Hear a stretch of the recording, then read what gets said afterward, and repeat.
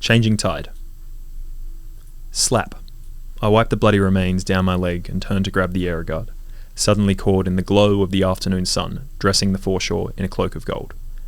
Bewitching shafts of light stream down through the overhanging gum trees, dancing on my watch face before rushing into my eyes. Against this dressage of beauty, out there, deep within the river, I notice a shimmering figure working against the current. It removes plastic bags, seizes loose cans, and gallantly struggles on, alone. No one seems to care. I resurface in the present, acknowledging the loud buzz of the picnicking families surrounding our area.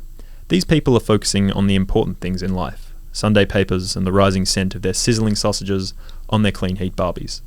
They too enjoy the water as it hides in plain sight, force-fed a cocktail of human waste under a thin veneer of golden sun each day.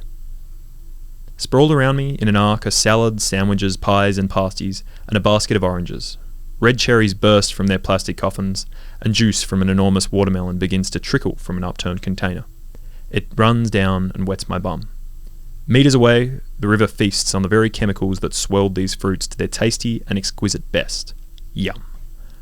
On my right, David, my older brother, frowns at his phone as he tends to his raging social life. He is short and thin in all places except his belly, which protrudes slightly underneath his shirt. When standing, his arms seem to sag past his knees, and I think it makes him look like a Sumatran orangutan. I notice him groping for a luscious, ripe red cherry as he fills the area with his heavy breathing. I sit up. Now? Mum's ensconced in her Women's Weekly and doesn't even bother to look up. I can only see the top of her comically oversized rose glasses and her faded straw broad-brimmed hat as she adjusts it further down her face. 30 minutes, love, no swimming, she says as she sucks something from between her teeth, returning to the important things in life. I nick a final sausage roll and brush the camped pastry off my shirt. Please, I won't go swimming, just waiting. The only response is David's heavy breathing. I unload my questions of interrogation. Why? Why not? How long? When till? She slowly lowers the magazine masks and gives me a stare that knocks the heat out of the sun. What if I go with David? I sigh. For the first time in recent memory, David's face leaves his phone screen and moulds into a look of puzzled betrayal.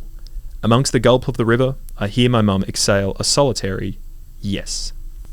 I'm already gone, sprinting along the perfidious embankment, being sure to avoid the countless cracked bottles and double Gs.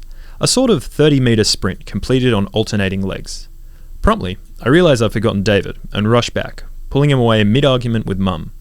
My bare feet turn green and the smell of grass permeates the surrounding air as David is dragged along by his arms, dragged away from that picnic blanket that sits on the grass by the foreshore. We weave between barbecues and dogs and cricket matches and ultimately stumble straight through a hide-and-seek game, coming out the other end onto the sand. The sun is beginning to fall in the sky, and I notice a shadow which sits on the water like sunscreen atop a pool.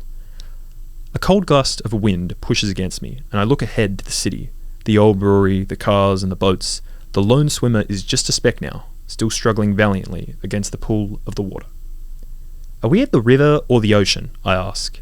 Do you listen to yourself when you talk, dingus? Replies David, phone light reflecting onto his face. Yeah, well, I guess it's the river, but what difference does it make? It's all related, it's all, hey look, a jellyfish in the water! I yell as I kick up sand in joy.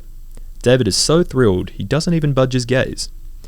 Excitedly, and without thinking, I begin to wade out, past where the tiny waves break, looking for that globular creature. Water grasps at my knees, and I roll up my shorts as I start getting deeper and deeper. The river roars in my ears. Reaching down toward the darkness, the tide spits a jellyfish into my path.